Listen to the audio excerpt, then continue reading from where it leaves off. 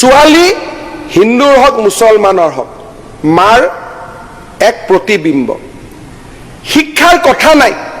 যদি মুছলমান বিধায়কসকলে নেতাসকলে লাগি যায় নহয় যে 18 বছৰৰ তলত বিয়া নিদিবি এটাও বিয়া হ'ব নোৱাৰে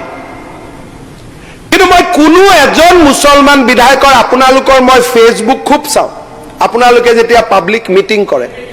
আমাৰ ছোৱালী বিলাকক 18-16 বছৰত বিয়া নিদিবি আজি কি হৈছে বিয়া দিয়াৰ কাৰণে ছোৱালীখিনি 22-23 বছৰ 4টা বাচ্চাৰ মা হয় সালে অলপমান তেজে নাই শৰীৰটো হুকাই খিনাই কাৰণ 4টা বাচ্চা জমা দিওতে যিমান তেজ যায় যিমান নিউট্ৰিশন বাচ্চাটোৱে লৈ লয় আমাৰ হিন্দু সমাজৰ 24 বছৰীয়া ছোৱালী এগৰাকী আৰু মুছলমান সমাজৰ 24 বছৰীয়া ছোৱালী এজনী 20% একে হ'ব 80% যদি আপোনালোকে থিয় কৰাই দিয়ে তে মোৰ লগত আপোনালোকে তৰ্ক নকৰে আপোনালোকতো একোজন মাৰ পেটৰ পৰাই জন্ম হৈছে মাৰ প্ৰতি মমতা আপোনালোকৰো জাগি উঠিব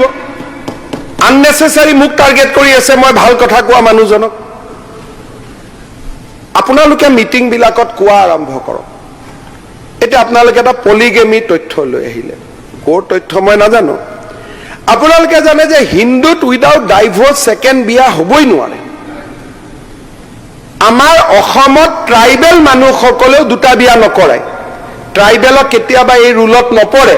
কিন্তু কোনো বড়ো মানুহৰ ঘৰত দুগৰাকী ঘৈণীয়েক দেখা নাপায় এক্সেপ্ট ৰেয়াৰ কেছ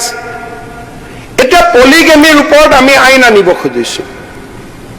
আপোনালোকৰ মতেতো পলিগেমি হিন্দুত বেছি গতিকে আপোনালোকেতো মুকলি সমৰ্থন কৰিব পাৰে না আৰজিআইটো মাৰক তাক য'ত আছে সি যেহেতু আপোনালোকে কৈছে হিন্দুত বেছি তেলে আমি হিন্দুক বেন কৰিব আনো তাত আপোনালোকে সমৰ্থন কৰক কাৰণ আপোনালোকে কৈছে পলিগেমি হিন্দুতহে বেছি গতিকে হিন্দুত বহু বিবাহ বন্ধ কৰিবৰ কাৰণে আমি বহু বিবাহ বন্ধ আইন এখন আনিম আপোনালোকে সমৰ্থন কৰিব নে নাই আপোনালোকৰ মতেতো বহু বিবাহ হিন্দুত বেছি গতিকে মই মানি ললো যে হিন্দুত বেছি হিন্দুত বহু বিবাহ বন্ধ কৰিবৰ কাৰণে আমি যিখন আইন আনিম তাত আপোনালোকে সমৰ্থন কৰিব নে নাই এইটোৱে তেতিয়াই কথাটো ওলাই পৰে যে আপোনালোকে মাতৃখেনিৰ প্ৰতি এজন ছোৱালীৰ ঘৰত যেতিয়া মূল থাকুতে দ্বিতীয়জনী ঘৈণীয়েক আহি পায় তৃতীয়জনী ঘৈণীয়েক আহি পায় সেই ছোৱালীজনীৰ বেদনা অনুভৱ কৰিব লাগিব ছোৱালীজনী মুছলমান ছোৱালী মই যদি হিন্দু ল'ৰা এটাই মুছলমান ছোৱালীৰ বেদনা উপলব্ধ কৰিব পাৰো আপোনালোকে একেই মাৰ পৰা জন্ম হোৱা এজনে কিয় নোৱাৰে